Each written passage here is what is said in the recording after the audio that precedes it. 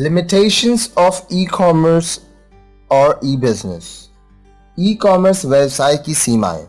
A few limitation of e-commerce e-businesses are e-व्यवसाय या e-commerce की कुछ सीमाएं इस प्रकार हैं. It lacks personal touch with customers, which makes it unsuitable for items such as clothes, jewelries, etc. इसमें ग्राहक से व्यक्तिगत संपर्क नहीं हो सकता, अतः यह व्यवसाय विधि, कपड़े व आभूषण जैसी वस्तुओं के लिए उपयुक्त नहीं है. The web can provide a good picture, a detailed description of the product, but the customer cannot actually see, feel or try on the goods he or she is buying. Web पर उत्पाद का स्पष्ट चित्र एवं विस्तृत वर्णन मिलता है, लेकिन ग्राहक जिन वस्तुओं का क्रय कर रहा है उनको वास्तविक रूप से देखकर या छूकर उनकी जांच करके नहीं देख सकता. The transaction can be finalized quickly, but physical delivery of goods often take long time and be delayed. This leads to a lot of inconvenience for the customers. यद्यपि सौदों को शीघ्र अंतिम रूप दे दिया जाता है, लेकिन वस्तुओं की सुपुर्दगी में लंबा समय लग सकता है तथा उसमें देरी हो सकती है. इससे ग्राहक को काफी असुविधा हो सकती है. Return of faulty goods bought online may often be more problematic and at time consuming exercise. Online क्रय की गई दोषपूर्ण वस्तुओं को वापस लौटाना और अधिक समस्या उत्पन्न करता है तथा इसमें काफी समय भी लगता है. Shopping through internet is not the same experience as shopping expedition with family or friends. It is not suitable for non-routine buying where one is usually guided by advices of friends and family members.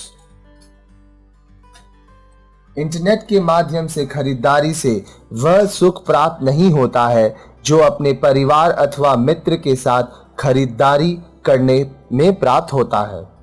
यह माध्यम उन वस्तुओं की खरीदारी के लिए उपयुक्त नहीं है जिनका क्रय कभी-कभी ही किया जाता है, क्योंकि उनके क्रय करने के लिए मित्रों एवं परिवार के सदस्यों की सलाह की भी आवश्यकता होती है. Online transactions are prone to a number of risks that can result into financial, reputational and psychological losses to the parties involved in a transaction.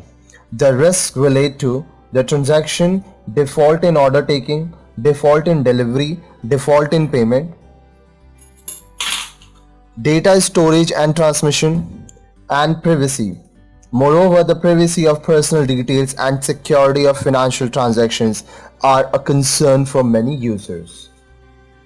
Online लेन देन में अनेकों जोखिम हैं, जिनसे लेन देन से संबंधित विभिन्न पक्षों को वित्तीय हानि, साख हानि तथा मनोवैज्ञानिक हानि हो सकती है. इन जोखिमों का संबंध लेन देन से हो सकता है, आदेश लेने में, सुपुर्दगी में, भुगतान में, आंकड़ों को संग्रहण एवं प्रसारण से हो सकता है या आंकड़ों की गुप्तता से हो सकता है. निजी जानकारी को गुप्त रखना एवं वित्तीय लेन देनों की सुरक्षा आज इंटरनेट के अनेक उपयोगकर्ताओं के लिए चिंता का विषय है. It may be noted that most of the above limitations are applicable to B2C commerce.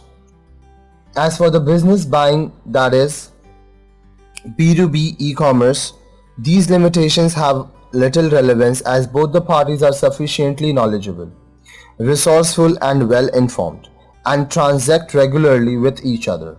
No supplier therefore can afford mishandling of any transaction with its business customer.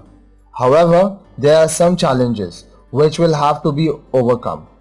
These are lack of adequate internet infrastructure, delivery and payment related issues, and absence of cyber laws. यहाँ ध्यान रखने योग्य बात है कि उपर्युक्त सीमाओं में से अधिकतर B2C business to customer e commerce पर ही लागू होती हैं।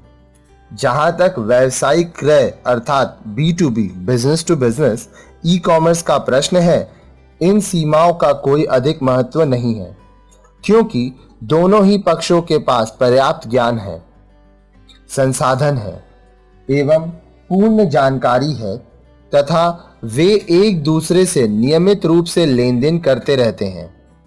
इसलिए कोई भी आपूर्तिकर्ता अपने व्यावसायिक ग्राहक के साथ किसी भी लेन देन को बिगड़ने देना नहीं चाहेगा। फिर भी कुछ ऐसी चुनौतियां हैं जिनका सामना करना आवश्यक है। ये चुनौतियां हैं, पहला, पर्याप्त इंटरनेट ढांचे की कमी, दूसरा, सुपुर्दगी एवं भुगतान संबंधित समस्या एवं तीसरा, साइबर कानूनों की अनुपस्थिति।